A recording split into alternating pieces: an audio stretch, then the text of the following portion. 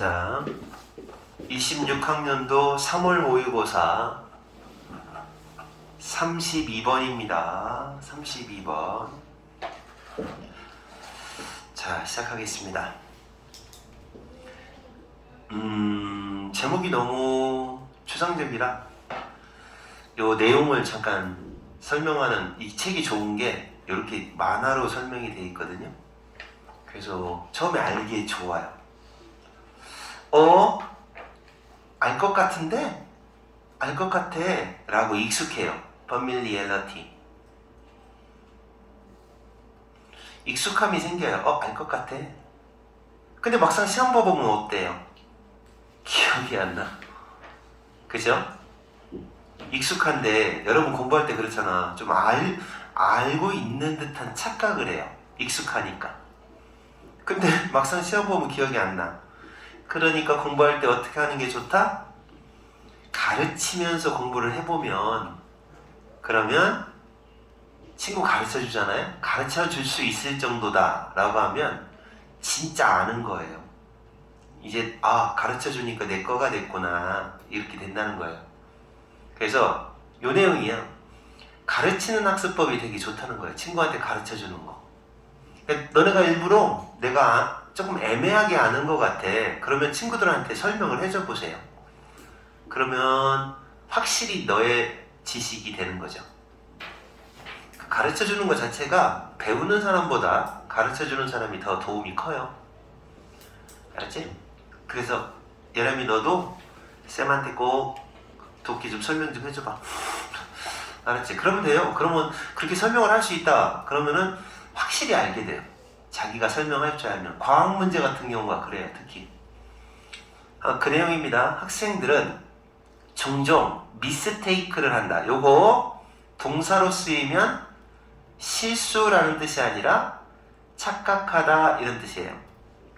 그래서 familiarity, 친숙함을 뭘로 착각하느냐? 진정한 숙달, 완전히 아는 걸로 착각해요. 그러니까 익숙하다? 익숙하네. 좀 들어본 것 같아요. 그걸 다 아는 걸로 착각한다는 거죠. 그리고 위험한 컴피티션, 능숙함이라는 것의 환상, 능력의 환상, 요게 생긴다는 거예요. 요걸 만들어낸대요. 그 곳에서, 관계부사, 얘를 장소로 건 거죠. 장소. 그곳에서는 정보를 인식하는 것이, 정보를 인지하는 거, 인지. 그러니까 그냥 알아보는 거. 익숙한데? 라고 하는 거니까 여기서는 익숙함이라고 생각을 하면 되죠. 정보에 대한 익숙함이 진정한, true, 진정한 그런 knowledge, 지식처럼 느껴져요. 그치? 요거는 그래요. 요건 조금 익숙하다? 완전히 아는데? 라고 느껴진다라는 거죠. 아시겠어요? 여기까지? 그러니까 이거 들어본 것 같아, 아는 것 같아. 그러나 그들은 힘겨워합니다. 스트러글, 어려움을 겪어요. 스트러글. 언제 어려움을 겪느냐? 데이아가 생략됐어요. 그것을 적용해봐. 적용. 기억해봐. 라는 요청을 받으면 낑낑댄다 이 말이죠. 그쵸? 그런 경험 많을 거예요. 너네 안 그러냐?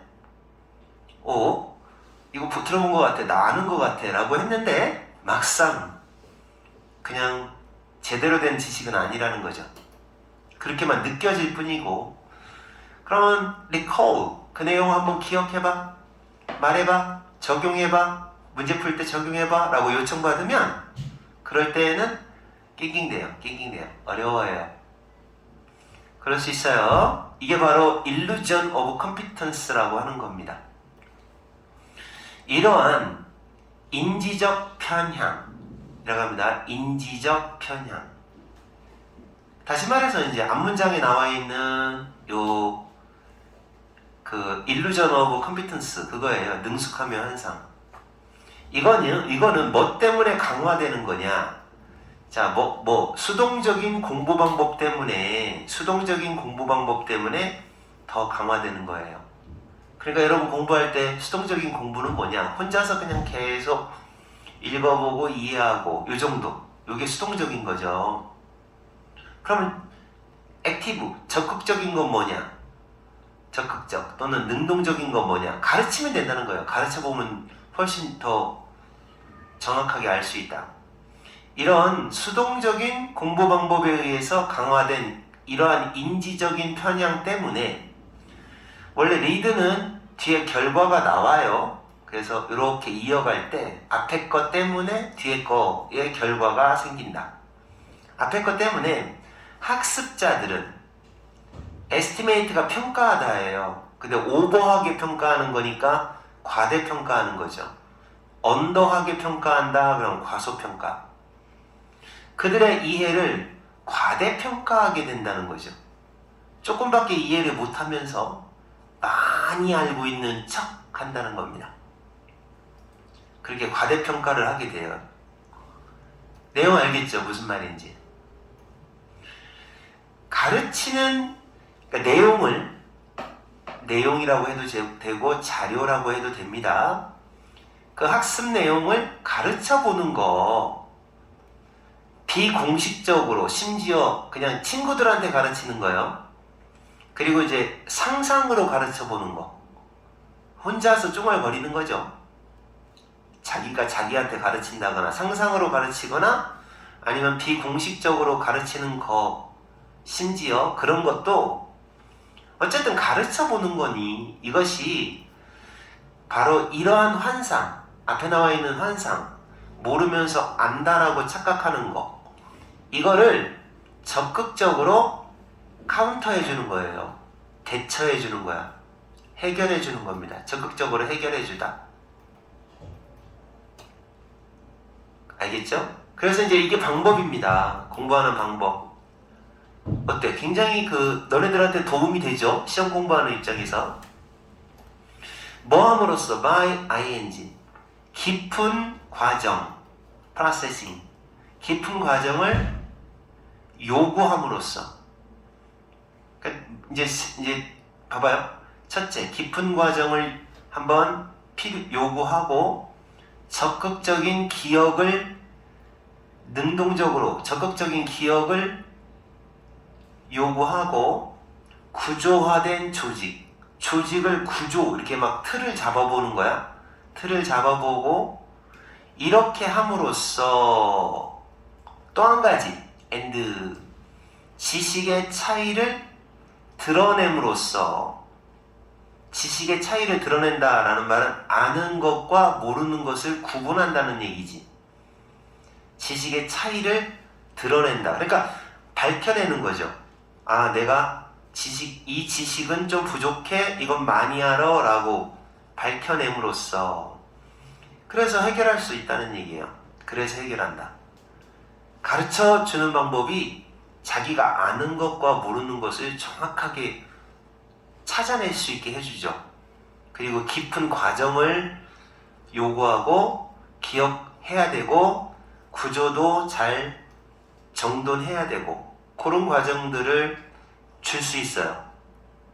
그래서 진짜 가르쳐보는 게 되게 중요한 겁니다. 선생님도 이렇게 가르치면서 공부해요. 가르치다 보면은 생각이 딱 정리가 되고 명확하게. 자, 그렇게 가르쳐보는 것은 강력한 파워풀한 메소드 방법, 그죠? 그 강력한 방법을 소개한다. 그렇게 하면 뭐와 같은 가상의 학생, 진짜가 아니에요. 가상의 학생을 가르쳐 본다든지 1번 또래를 가르쳐 본다든지 스터디 그룹에서 친구들 가르쳐 본다든지 그 다음에 페인먼 기법을 이용한다든지 페인먼 기법이라는 게 있나봐. 그리고 다른 사람을 위해서 설명을 글로 써본다거나 ing ing, ing, ing. 4개죠?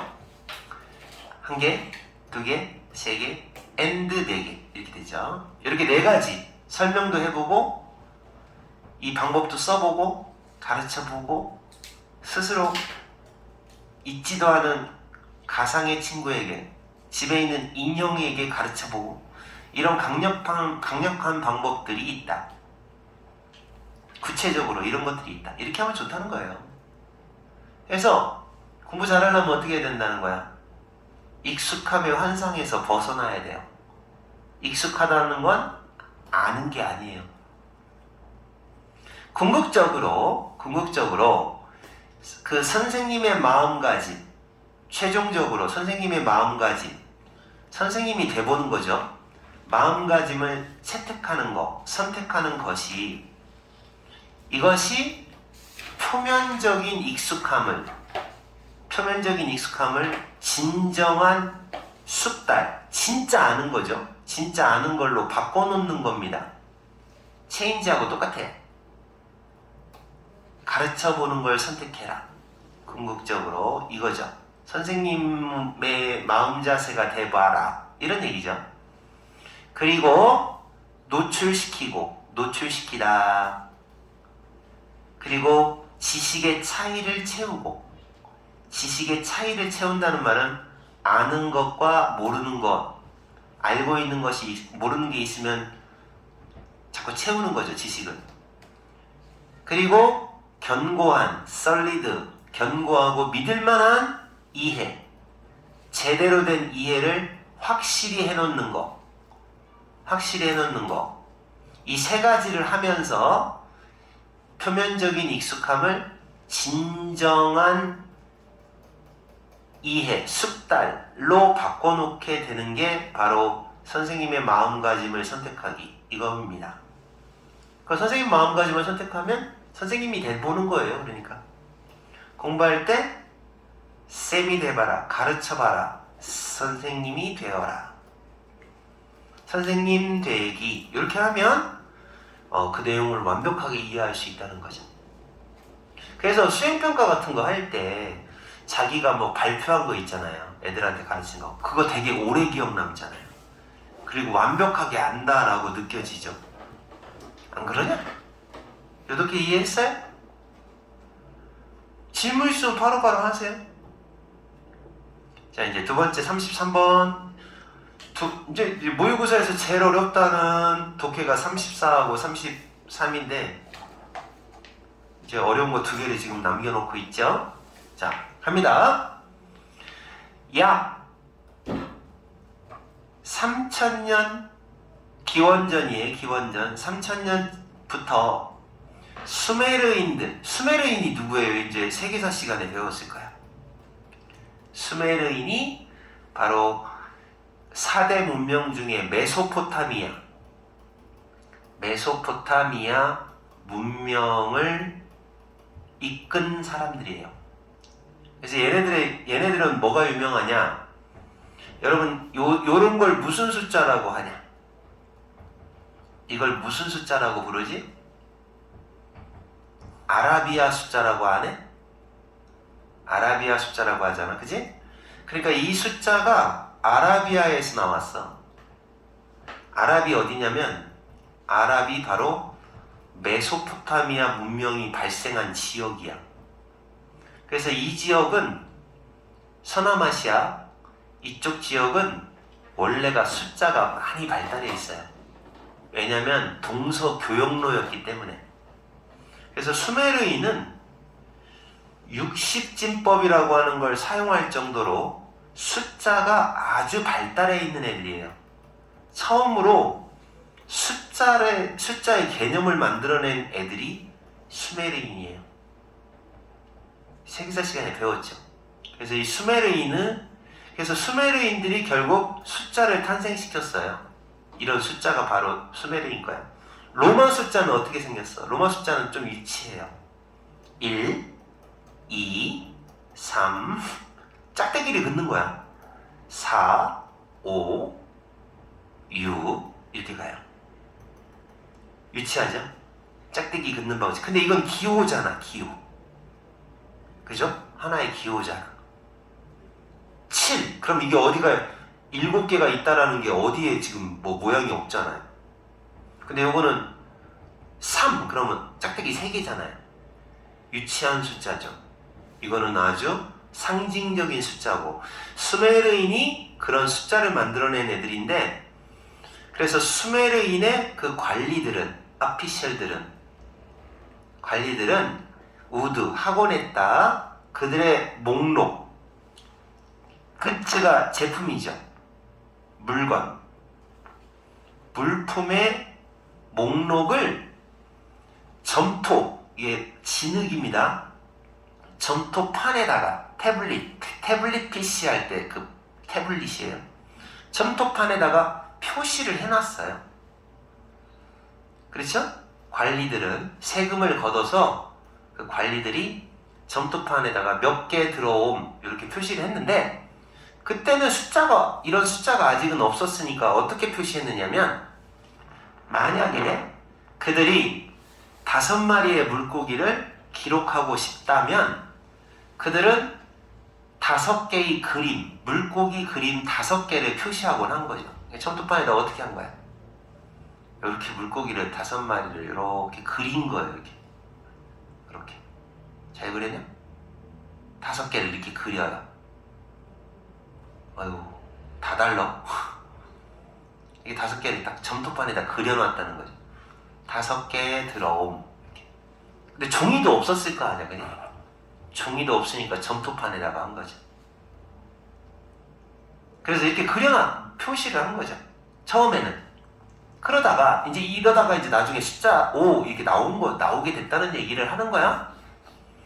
그래서 그들의 처음에 그 위대한 지적인 도약은, 리프가 뛴다, 도약. 여기서 의미하는 건 발전이죠. 큰 발전. 그들의 첫 번째 위대한 발전이 어디에서 왔느냐? 그 숫자를 그들이 세고 있는 물건으로부터 일단 분리를 시킨 거죠. 숫자를 하나 만들어요.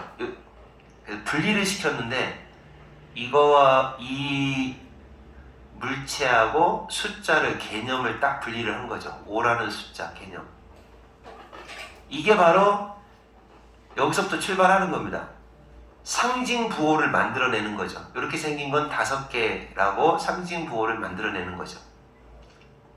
분리를 딱 시켰어요. 그리고 어떻게 하느냐? 발달 과정이 나오는 거예요. 자, 이제 다시 말해서 그들은 나타내곤 했다는 거죠. 5마리의 물고기를 하나의 숫자로, 5라는 숫자를 말합니다. 이걸 가지고서 표현을 한 겁니다. 이렇게 생긴 건 이렇게 부르기로 하자라고 한 거죠. 그 숫자 5를 위한 5개라는 뜻을 가진 5라고 하는 걸 뭐와 함께, 자, 5라고 상징 기호입니다. 기호. 이 5가 기호잖아요. 그 물고기에 대한 기호 5 이렇게, 이걸 위한 하나의 뉴머럴, 그 숫자 5, 이걸 가지고서 5마리의 물고기를 나타낸 거죠. 기호를 아무렇게나 만들어낸 거죠. 처음에는. 이렇게 된 건 8개를 의미하는 걸로 약속을 정하자, 이렇게 한 거죠. 딱 정했습니다.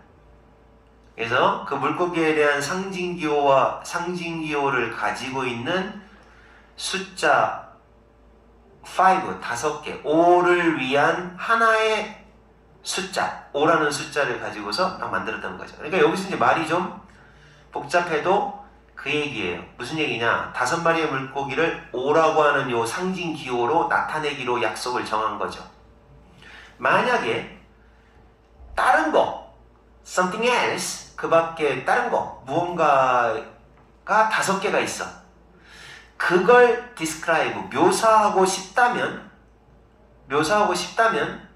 그들은 깨달았죠. 묘사하고 싶다면 그들이 그 똑같은 numeral, O라는 그 말을 유지하면 된다. 똑같이 쓰는 거죠.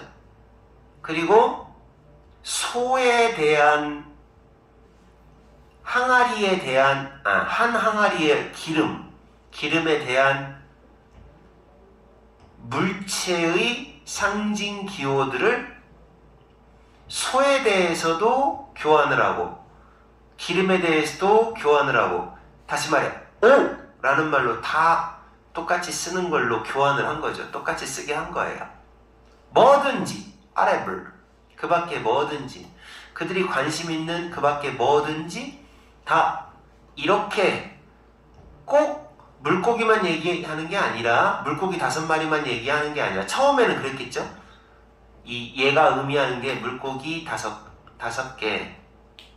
그러다가 확대를 하는 거예요. 다른 물건 모두 다 5개.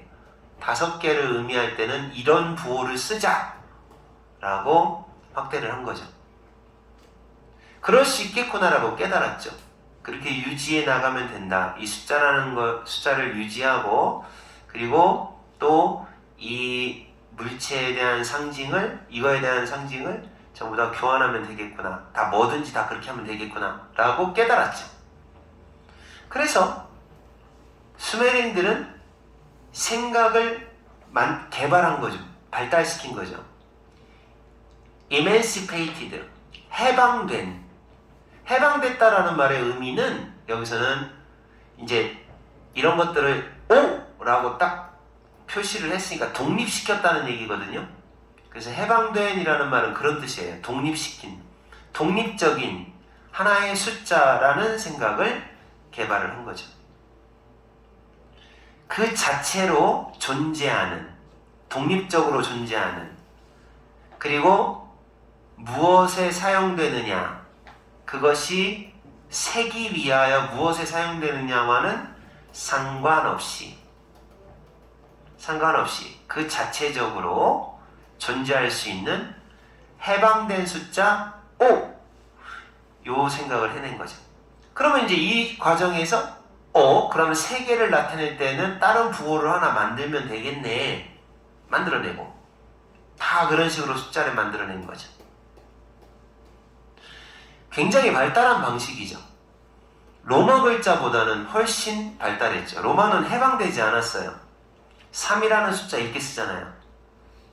그럼 이건 무슨 얘기야? 아무래도 이렇게 물고기 3마리, 진짜 3마리가 있으면 3마리를 이렇게 뭔가 이렇게 연관성이 있잖아요. 근데 얘는 꼬맹이들 이거 몇 개야? 그러면 모르잖아요. 안 배우면. 그래서 얘는 완전히 독립적인 애죠. 독립적인 상징부호니까 이렇게 해서 만들어내는 거죠. 그러니까 얘네들의 아라비아 숫자라고 하는 이유가 이 숫자를 전 세계 사람들이 다 쓰잖아. 대단한 발명품인 거죠. 이걸 누가 만들었다? 수메르인들이 지금의 과정으로 만들어냈다는 거예요. 수메르인들? 다음이 바빌로니아 제국인 거 알아요? 참조로 선생님은 역사 선생님입니다. 그리고 이 해방된 숫자, 5라고 하는 그 해방된 숫자를 당연시했다. 이게 뜻이 당연시하다야. 당연시했다. 그렇죠. 이건 숫자, 이미 이게 5개를 의미한다는 걸 아는 사람들은 이게 5잖아. 너 몰라? 이런 거죠. 1 더하기 2는 3이야. 이거 다 알잖아요. 왜 다 알아요? 이게 2개를 가리킨다는 상징 기호고, 이게 3개를 가리킨다는 상징 기호고, 이건 합한다는 상징 기호고, 이걸 당연시하게 되죠. 나중에는. 그러기가 쉬워진다. 왜냐하면 너무나 깊게 세트되어 있어서 자리 잡고 있다는 얘기예요. 깊이 자리 잡았다. 깊이 설정이 되어 있다라는 거죠. 어디 안에 현대의 생각, 오늘날 사람들의 현대 생각에 너무 깊게 자리 잡고 있기 때문에, 그래서 당연시한단 말이죠. 당연시하기가 쉬운데, 하지만 초기 문명, 그죠? 가장 초기의 그 문명, 기원전 3000년경이니까 지금부터 따지면 한 5000년 전이에요. 이전에는 완전 진짜 지적으로, intellectually, 지적으로 완전 새로운 거였죠. 새로운 거였어. 기가 막힌 거였어. 매우 extremely, 극단적으로 강력한 거였죠. 야, 너무 지금은 당연시하죠? 당연하잖아. 넌 막 그런 막 산수, 덧셈도 못하냐? 그러지만 사실은 어때요? 그 처음 발명됐을 때는 대단한 발명인 거죠. 무슨 말인지 알겠어? 그래서 숫자라고 하는 게 야, 대단히 수메르인들이 만들어낸, 여기 이제 정리가 되어 있죠. 물고기 5마리 5 이렇게 표현하면 쉬운데 5개를 다 그려야 돼. 잠깐만 숫자 5를 물고기 그림 하나 이런 식으로 하면 어떨까? 이렇게 하는 거죠. 여기서는 그거네. 물고기도 그리고 요런 표시도 하고. 그러면 이 5라는 거는 다른 것도 다 이렇게 쓰면 되겠다. 언제나 쓸 수 있는 거네. 그래서 하나의 독립적인 5라는 숫자, 10이라는 숫자, 뭐 100이라는 숫자가 탄생하게 된 거다. 숫자의 탄생. 알았어? 첫 번째 게 어려워? 두 번째 게 어려워? 비슷해? 그러니까 뭐 여기 조금 몇 번 읽어보면 나 이 내용 알아 이렇게 알게 되죠. 그래서 여기는 이제 요거 독립됐다라는 말, 해방됐다라는 말 이런 거 변형될 수 있고요. 변형되는 건 얘밖에 없을 것 같아. 아시겠습니까? 말 좀 해봐 그럼. 이 모의고사가 자, 그 다음에 이제 33번 독해로 가겠습니다. 자, 33번 독해 하나 하고 조금 쉬었다 하자. 알았지? 힘들어. 이번엔 이게 내 집단이야. 내 집단. 물어볼게. 내 집단이라는 게 있고 외 집단이라고 있는 게 있어. 이거 사회시간에 배우지 않았냐? 내 집단과 외 집단 말해봐. 그럼 내가 미리 얘기해볼게. 한우라고는 내 집단이야, 외 집단이야? 예람이 네 입장에서 내 집단이야. 근데 내 집단이 뭐냐면 속해 있는 집단을 말해. 소속 집단. 안에 내가 속해 있다. 그러면 소율이의 내 집단은 뭐가 있냐면 우송고, 한우라관. 너 또 교회도 다니냐? 뭐 그럼 너가 속해 있는 집단이 어디냐? 너네 가족. 뭐 그렇게 속해 있는 집단은 내 집단이고, 송충고는 네 입장에서 송충고는 외 집단인 거야. 알았어? 근데 이 내 집단은 지네끼리 잘 순응을 한대요. 좋든 싫든. 독해 내용이 그거예요. 싫어도 그냥 그 규칙을 본능적으로 배운대요. 이 만화가 보여주는 게 그거죠. 실험을 해봤더니 이게 지금 내 집단 안에서 싫은 행동을 하는 거야. 차라리 외 집단이 낫겠어. 그러니까 예를 들어 송충고 학생인데 송충고 안에서 애들이 이상해. 진짜 우리 학교도 너무 싫어. 우리 학교도 너무 싫어. 이러는 거죠. 차라리 뭐 우송고가 낫겠어. 뭐 이렇게 외 집단이 낫다고 생각을 해요. 그래도 어떻게 한다는 거야? 학교에서 하라는 대로 하기는 해요. 학교 애들이 싫어도 학교의 규칙은 지키려고 해요.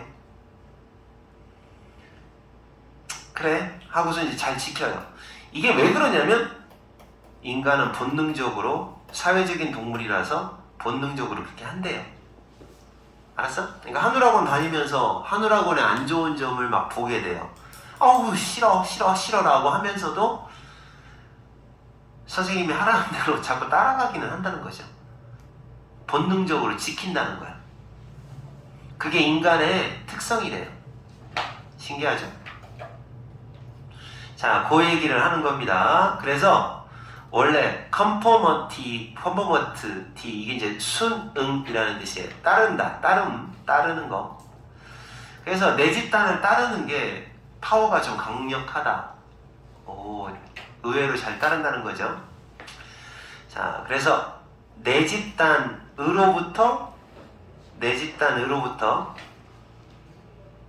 학습의 중요성, 내 집단한테 배운다는 거, 얘가 이제 소재죠, 소재.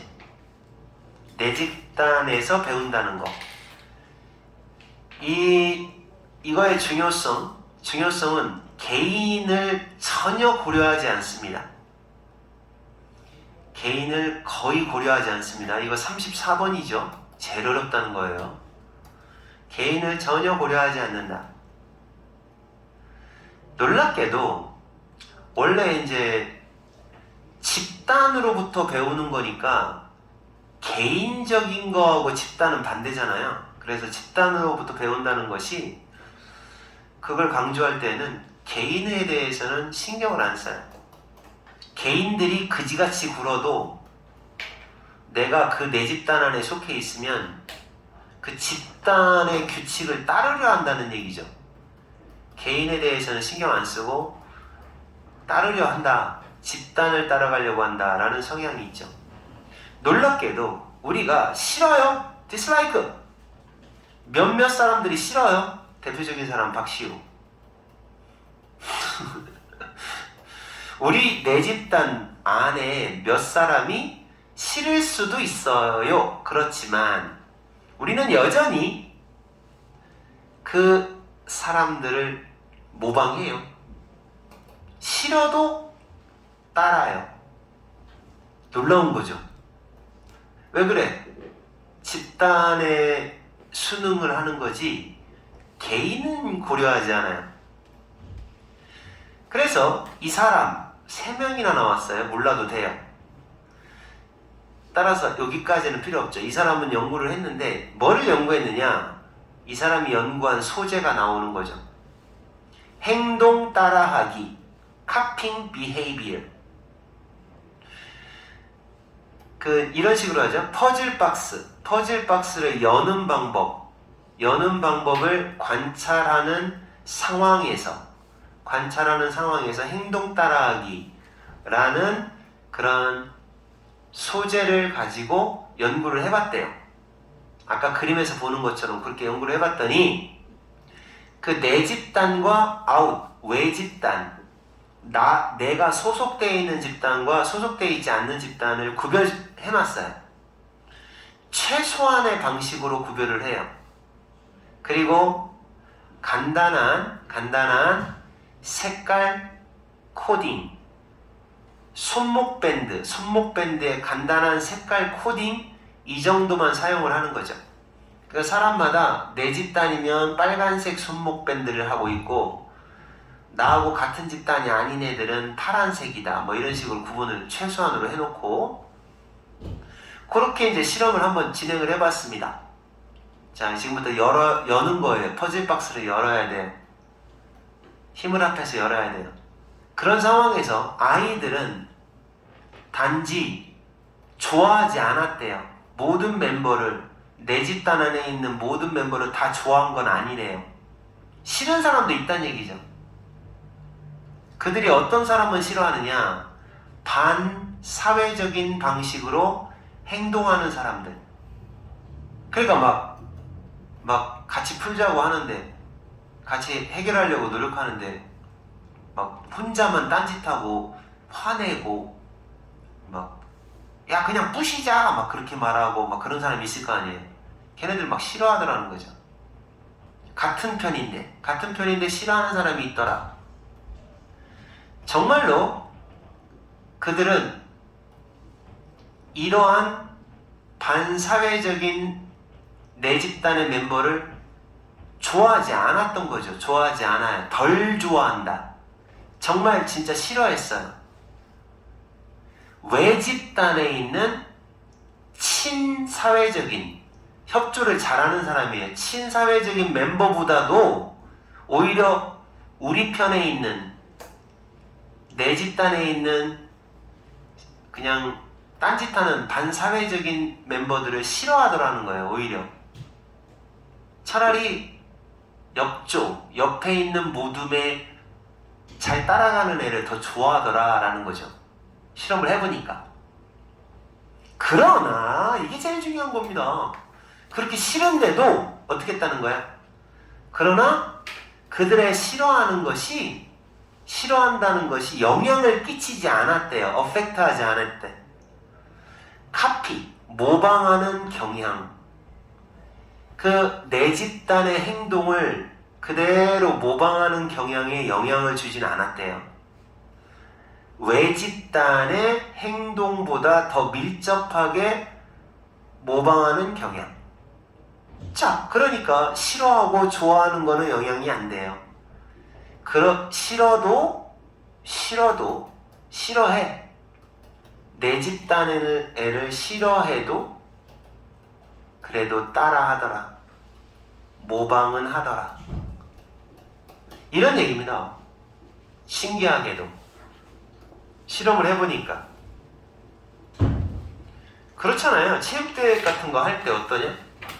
체육대회 같은 거 반별로 할 때 자기 반 애들이 잘 못하는 애가 있고 딴지 거는 애들이 있어. 그래도 어쨌든 이기려고 힘을 합하는 마음은 있죠. 같은 맥락인데요. 이러한 오버 이미테이션, 야 그거 짝퉁이지? 그럴 때 이미테이션이라는 말 쓰지 않아요? 이게 모방, 짝퉁 이런 거예요. 지나친 과잉 모방입니다. 이렇게 지나치게 따라하는 것이 드러낸다.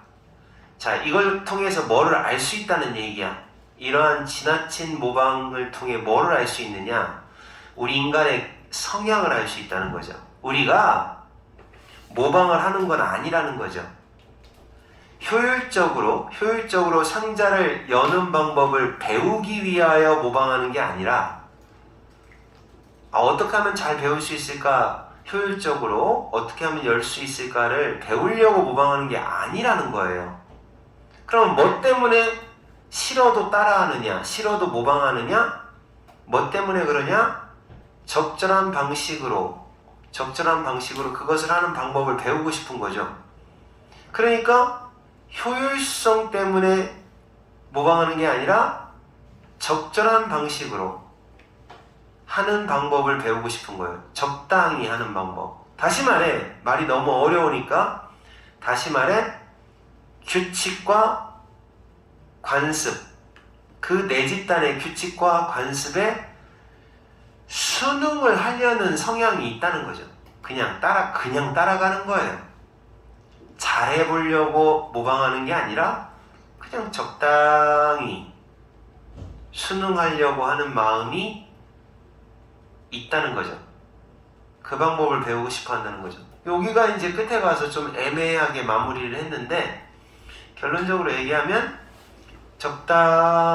무슨 얘기를 하는 거야? 이제 그림에서 보는 걸 한번 확인해 볼까요? 아까 했지 참. 하나 더 보면 알겠네요. 그냥 적당히 하고 싶어서 그런 거지 잘하려고 하는 건 아니라는 거죠. 잘하려고 하는 건 아니다. 이것이 appropriately, 적절하게 바로 반사회적인 내 집단의 멤버에 의해서조차도, 얘네들조차도 잘 안 따르는 애들조차도 적절히 demonstrated, 이 사람들도 그런 모습을 보이더라. 이 사람들에 의해서도 입증이 될 거다. 똑같을 거다라는 거죠.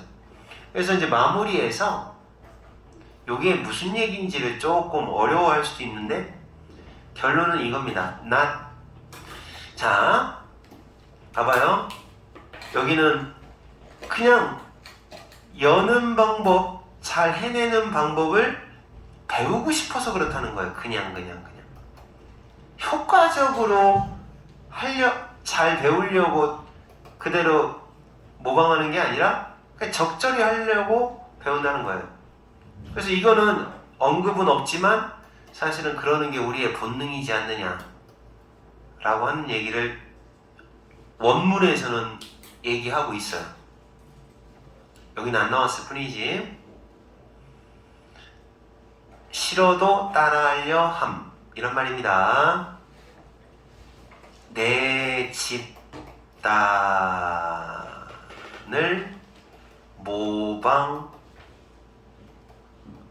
모방하려는 경향 하고서 이렇게 하면 돼요. 싫든 좋든 인간에게는 이런 성향이 있다고 합니다. 우리나라 정치인들을 엄청나게 미워하고 싫어하고 우리나라는 해조선이야 안 좋아 라고 해도 전쟁이 난다고 하면 어떻게 할까요? 뭉치겠죠? 내 집단이니까 뭉치겠죠. 그게 이제 인간의 성향이라는 거죠. 이란 사람들이 이란 지도자 싫어해? 그래도 미국이 공격했을 때는 한번 붙자! 라고 할 거란 말이죠. 알겠습니까? 잠깐 쉬었다. 됐어? 이어가는 거지? 자, 이제 오늘의 목표 35는 안 나오는 학교가 있지 않나요? 35 열한민에 35 빠지는 걸로 알고 있는데 몰라? 너네 학교는 넣나? 들어가요. 둘 다 들어가? 어? 아이고 그럼 35를 아이고 35 너도 들어가고 너도 들어가? 들어가요. 들어가? 네. 너도 들어가고? 네. 그러면 요거를 35를 합시다. 원래 35를 빼고 36을 하려고 했는데 35를 합시다. 35. 그러면 이제 공통범위는 한 개가 남았는데 그걸 이제 너네 따로따로 수업해야 돼요. 이거를. 왜냐면 이제 공통범위가 한 개 빼고는 다 다르니까 35분 한번 해보게요. 그럼 35분 갑니다. 자, 내용이 무슨 내용인지 한번 요거 그림을 보면서 보겠습니다. 어릴 때 뚱뚱하면 어른이 되어도 지방세포수가 고정돼요. 그런다네. 야, 어릴 때 뚱뚱하면 어른 돼도 세포수가 똑같으니까 똑같이 뚱뚱하다는 거네. 살을 빼도 세포수는 그대로라서 얇아지기만 한데, 와. 그러면 야, 어릴 때 뚱뚱한 게 이게 문제네. 설정점은 세포가 얇아지면 더 먹으라는 뇌의 신호래요. 그래서 세포가 얇아지니까 자꾸 먹게 되는 거죠. 세포가 뚱뚱해지죠. 그러면 세포수는 많으니까 뚱뚱한 거죠. 지방세포수가 많을수록 식욕 조절이 힘들어진다고 합니다. 그럼 어릴 때 통통한 애들은 어른 돼서도 통통할 가능성이 있네요. 예람이 어렸을 때 통통했어? 아니요. 다행이다. 소율이는 안 통통했어? 다행이네. 어릴 때 통통했던 애들은 다이어트를 해봤자 뭐 세포가 다이어트를 하는 거라 세포의 개수는 그대로고, 그러니까 결국은 뚱뚱해지기 싫어도 다이어트가 안 맞겠다 걔네들은. 걱정이네. 자, 한번 볼게요. 그런 얘기를 하고 있습니다. 지금 체중 설정값이 그런 게 있대요. 설정값이라는 뜻이에요. 설정점 이론, 설정점 이론이라고 합니다. 설정점 이론. 이 개념은 이런 거다. 자, 뭐냐? 네 몸이 안정적인 양의 고정된 양이죠. 고정된 양. 지방세포. 고정된 양의 지방세포를 가지고 있다. 어른이 될 때쯤 되면 고정된 양의 지방세포를 갖는다는 것이다. 그러니까 이제 지방세포가 이 설정점 이론에 따르면 딱 어른 될 때쯤이면 개수가 딱 정해진대요. 그러니까 이제 지방세포를 몇 개 가지고 있는지 어렸을 때부터 계산해 보면 되겠다. 아, 그럼 내가 다이어트를 해봤자 소용없겠네, 이런 생각이 들겠다. 그지? 무게가 더비더비 뭐뭐 하면 할수록 점점 더 뭐뭐하다. 더비더비, 더가 꼭 붙어야 되고 비교급 써야 돼요. 문법.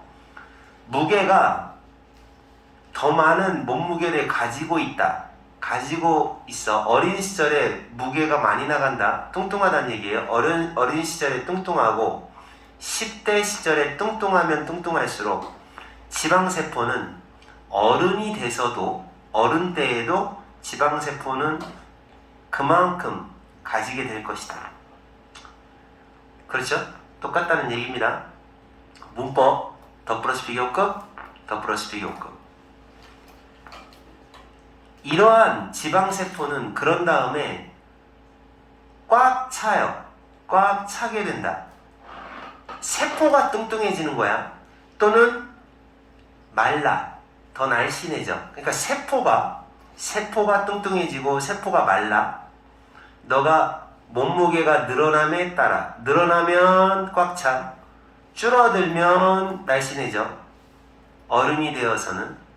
그래서 웨이트, 몸무게가 늘어나고 줄어들고 함에 따라 풀러가 되기도 하고 띠너가 되기도 하는 거야. 그러니까 나 이거 처음 알았어. 신기한데? 그럼 나 같은 경우는 어렸을 때 말랐으니까 지금도 말랐고, 나는 뭐 살이 아무리 찌려고 해도 그냥 뚱뚱한 사람이 되진 않겠네. 슬프다. 아우, 어떡하냐. 뚱뚱한 사람들은 그냥 계속 뚱뚱해야 되네. 설정된 그 설정점이라는 게 자극제가 된다. 자극제. 이러한 세포의 자극제가 된다. 그러니까 정해져 있잖아요. 이게 정해져 있는 점이니까 세포의 자극제가 된다. 메시지를 보내게 된, 뇌에게 메시지를 보내는, 어떤 메시지냐? 자, 어떤 메시지냐면 너의 지방세포가 너무 날씬해지고 있어. 너무 지방세포가 날씬해지고 있어. 라고 말하고, 너가 그러니까 더 먹어야 돼. 라고 말하는 그런 메시지를 너의 뇌에게 보낸다는 거죠. 세포에서. 설정점이 그 자극제가 되는 거예요. 보내는 거. 그러니까 만약에 설정점이 예를 들어 뭐 딱 정해져 있지 않습니까? 설정점이 100개가 있어요. 딱 이만큼이 있어요. 3개가 있다고 합시다. 지방세포가. 근데 어떤 사람은 10개가 돼요. 10개나 돼요. 이렇게. 이게 설정점이에요. 사람마다 가지고 있는 지방세포. 그러면 얘는 이게 뚱뚱해져봤자 이만해진단 말이에요. 근데 얘는 뚱뚱해지면 막 부피가 엄청 크겠죠. 원래 갖고 있는 개수가 많으니까. 그래서 만약에 날씬하다, 이게 전부 다 말랐다, 다이어트를 해가지고 말랐다, 그러면 이제 설정점이 얘기를 하는 거죠. 야, 더 먹어, 이렇게 하는 거죠. 신기하다.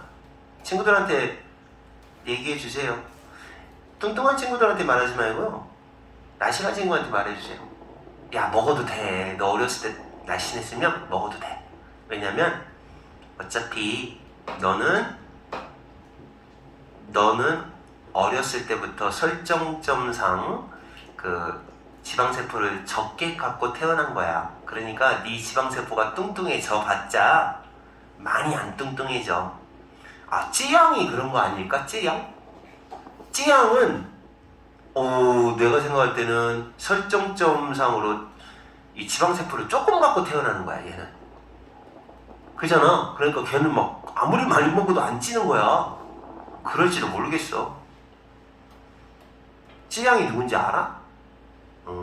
걔는 진짜 이상하지 않냐? 무지하게 먹어. 근데도 날씬해. 사람마다, 다양한 사람의 그 지방세포는 사람마다 설정점이 다르다라고 해요. 달라. 그리고 그 메시지의 강도가 먹어 하는 메시지의 강도가 세포수, 그 사람마다 세포수가 다르잖아요. 지방세포의 수에 의해서 영향을 받는 거죠. 그러니까 찌양 같은 경우는 진짜 조금인 거죠. 그래서 메시지가 약하게 들어가는 거야.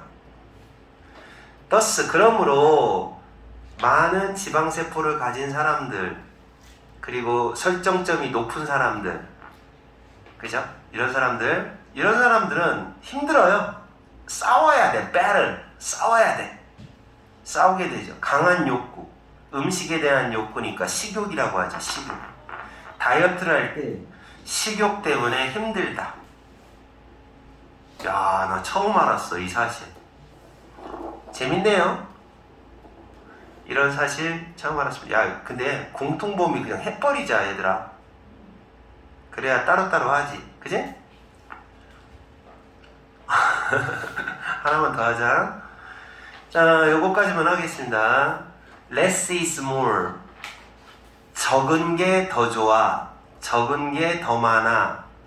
이게 뭐냐면, 더 적은 게 더 좋다라는 말은 단순함이 좋아 라는 거죠.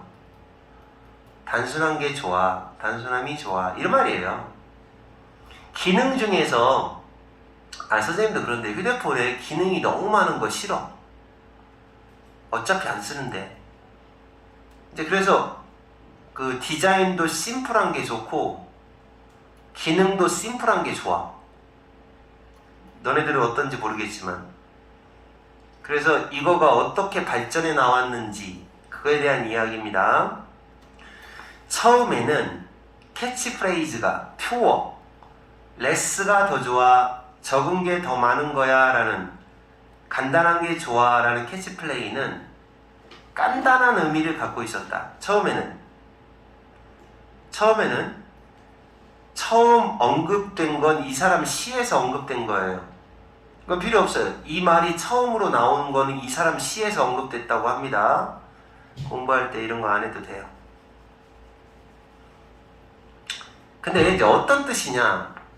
자, 봐. 이 less is more라는 말은 이런 뜻이래요.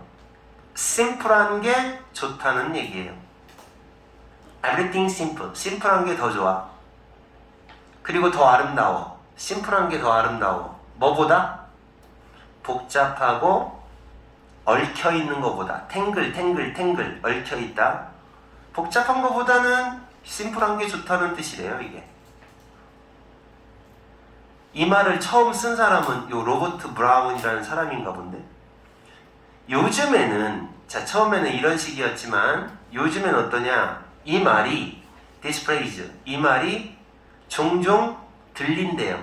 그러니까 요즘에 이 말을 많이 쓴대요. 종종 들리니까. 종종 들린다.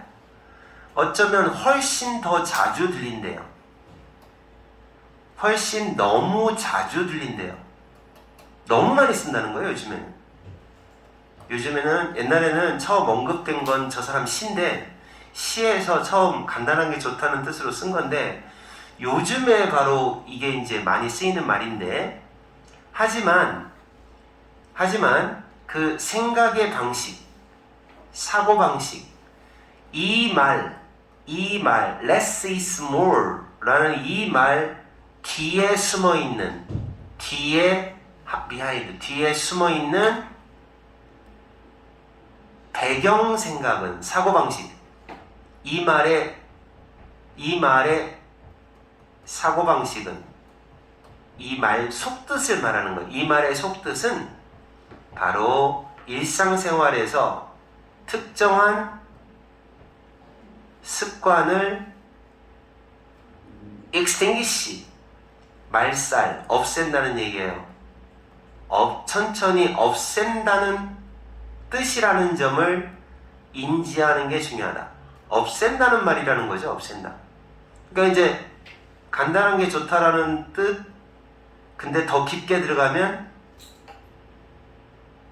특정한 습관들, 복잡하게 살아가는 습관들을 없앤다는 사고방식이라는 거죠. 예를 들어 무거워 그리고 거대해 그런 라디오 수신기 그냥 라디오라고 합니다. 니네들 근데 라디오는 알아?